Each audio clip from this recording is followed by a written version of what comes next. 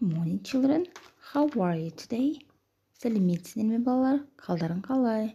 Здравствуйте, ребята. Как ваши дела? The theme of our lesson is a discussion essay. Бүгінгі біздің сабақ тақырыбымыз пікірталас эссесі. Тема нашего урока называется дискуссионное эссе. Reading. Let's read this text. Are you for or against footballers' extremely high salaries? Explain your answer. First, at the moment, many Premier League footballers receive around £500 a week.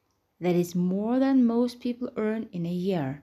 Many people think that it's too much, although there are arguments both for and against this.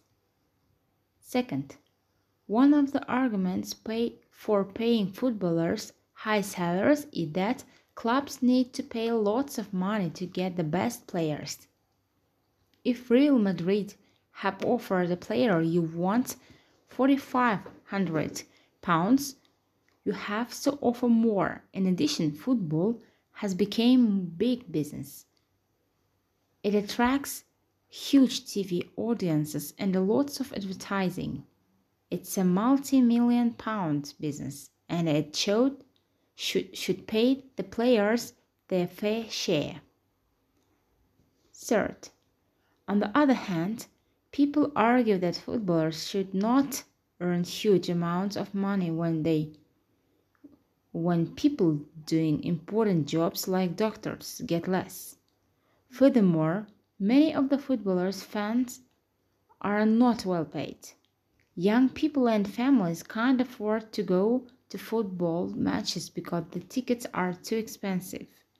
If the footballers had lower salaries, critics argue the ticket price would be more affordable. Fourth, all in all, I'm not in favor of enormous salaries, but I think footballers should get paid well. Playing football is a way of life, not just a job. You have to train hard and look after your fitness level. However, if salaries were half the current level, they would still be well paid. Okay, let's do exercise number 1. Read the model text and answer the questions. First question. Is the writer for or against footballers getting high salaries? Second, does the writer give both sides of the argument? Third, how many arguments are there for high salaries?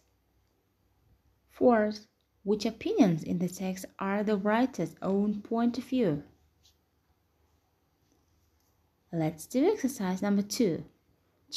Complete the key phrases, then read the model text and check. You must take words from the text and complete these sentences. Exercise number 3. Choose the correct words. In these sentences, from 1 to 6, you must choose one black words. In the first sentences, they are in addition or to sum up. In the second, although, also. Third, on the other hand, what's more. Fourth, in conclusion, however. Fifth, on the other hand, all in all.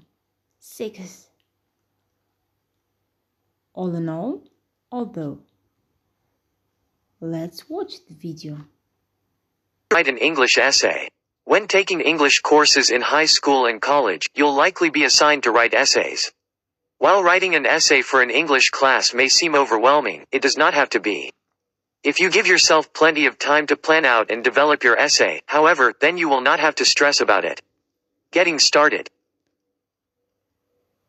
Set aside time to write. You cannot write a quality essay in 10 minutes. It's best to give yourself ample time to write and revise the essay. Try to factor in some time for breaks between drafts as well. If you're approaching a deadline, however, you may need to make the best use of the time you have. wh.performance.mark step 1 rendered. Sit down and write. While it's important to prepare to write, when it comes down to it, you just have to start putting content on the page. Remember that you can always go back and make improvements later, and that revisions are part of the writing process. Draft a tentative thesis. Your thesis is one of the most important elements of your essay. A thesis statement summarizes the main argument or position of your essay in one sentence. It lets readers know what the essay will attempt to show or prove. Everything in your essay should be connected to your thesis in a straightforward way. Your instructor will expect to see a well-crafted thesis early on in your essay.